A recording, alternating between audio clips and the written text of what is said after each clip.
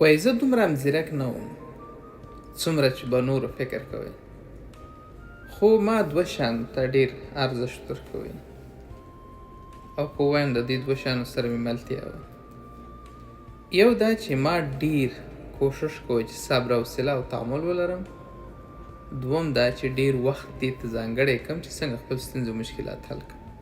یعنې د ستونزو او مشکلاتو پر تړاو یو دا چې صبر، زغم، حوصله او بل اضافه وخت دې ته ځانګړی کړم چې څنګه خپل ستونزې او مشکلات حل کړم. دا د انیشټاین خبره ده. د بل اړخه څخه یو اغلې فردریش شیلر په نوم باندې وایي وخت تیریږي نه درېږي، نه راګرځي او نه اضافه کېږي.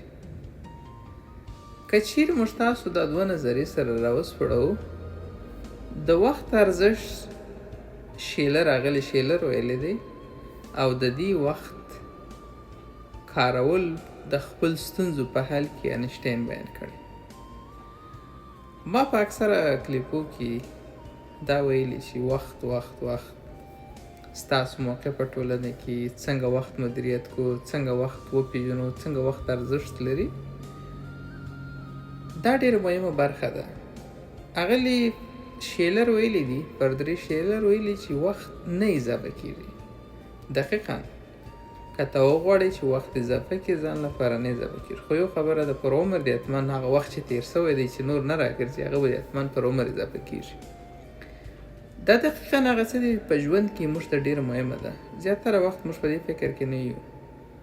د خوب ګولۍ خورو چې وایي شپه مو ښه تېره شي، وخت یې راباندې تېرېږي. په ټګۍ او ټمبلۍ کې وخت تېروو. راځه لږ دمه وکړه، راځه لږ کښېنه، وخت ته یوازې د لاسه ورکوو.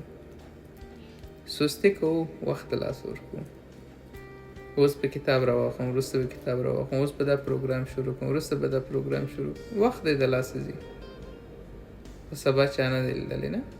زه بیا هم دا پوښتنه کوم، راځئ ځان سره وارزوئ د عمر په کوم پړاو کې تاسو قرار لرئ. هدف مې د عمر دی، د سن دی. څو کلن یاست تاسو؟ هغه کارونه چې باید په دې عمر کې تاسو کړي وای، هغه څه چې ستا د ماشومتوب هیله ده، آیا هغه ته تاسو رسېدلي یاست؟ که رسېدلي یاست، بشپړ رسېدلي یاست، که نه یاست رسېدلي، څو سلنه رسېدلي یاست؟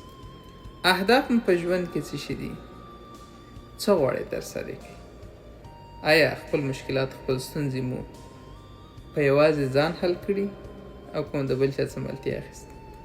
هغه وخت چې خپل د ستونزو حل ته تاسو باید ځانګړی کړئ، آیا هغومره مو کړی؟ که مو د بل څخه تمه کړې چې هغه به ستاسو ستونزه حل کړي؟ که چیرې تمه مو کړې، څومره به ستاسو ستونزې حل کړي؟ 1 ستونزه، 2 ستونزې، 3 ستونزې، 4 ستونزې؟ دا هغه پوښتنې دي که چیرې په دې ذهن کې سره راوګرځو، پر یو کاغذ و قلم یې ولیکو، په یو کاغذ یې په قلم ولیکو، وروسته تاسو پوهېږئ چې باید د کوم ځای حرکت وکړو، کوم ځای پیل وکړو. مهمه دا نه ده چې تاسو څنګه یې پیلوئ، مهمه دا ده چې پیل وکړئ. دا چې د هر ځای پیل کړئ، دا مهمه ده.